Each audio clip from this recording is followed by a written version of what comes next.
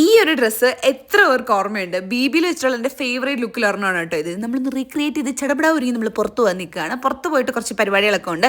ഞങ്ങളൊന്ന് പോയി സിനിമ കണ്ടു, കുറച്ച് ഫുഡ് കഴിച്ചു, അങ്ങനെ കുറച്ച് നേരം ചില്ലടിച്ച് നടന്നതിന് ശേഷം തിരിച്ചു വന്നു.